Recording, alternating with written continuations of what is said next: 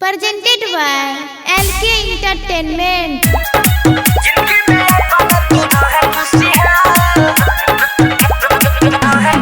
Sachin Recording Studio, Saharsa.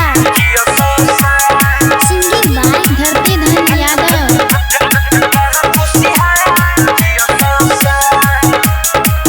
जन्मदिन के दछिया बधाई, happy birthday to you Ankit भाई।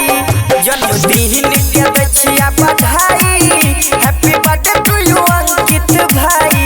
जिंदगी में अपना तू रह खुशहाल, अंकित भैया तू जिया 100 साल। जिंदगी में अपना तू रह खुशहाल, अंकित भैया तू जिया 100 साल।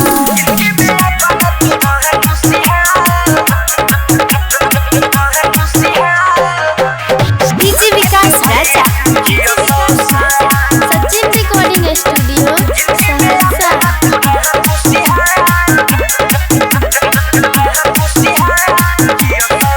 अपना जीवन में ये भाई नाम ऐसे ही कमाई। सब दुआ देत बानी, जा सबके दिल पर छाई।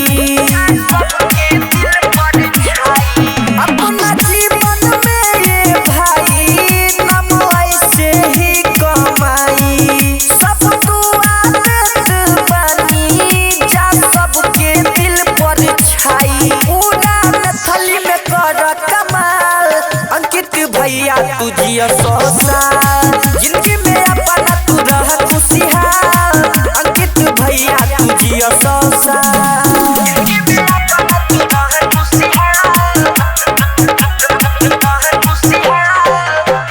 DJ Vikas Raja.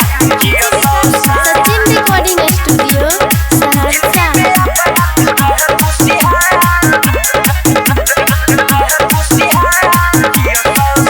माई बाबू के हरदम तोरा ऊपर रहे आशीष।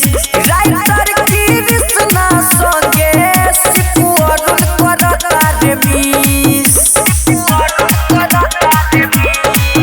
माई बाबू के हरदम तोरा ऊपर रहे आशीष। धरती धन सर जिलखिंदर तोरा करता रे विश। जिंदगी में अपना तू रह खुशहाल, अंकित भैया तू जिया 100 साल। जिंदगी में अपना तू रह खुशहाल, अंकित भैया तू जिया 100 साल। Mixed by Siku Sawaria.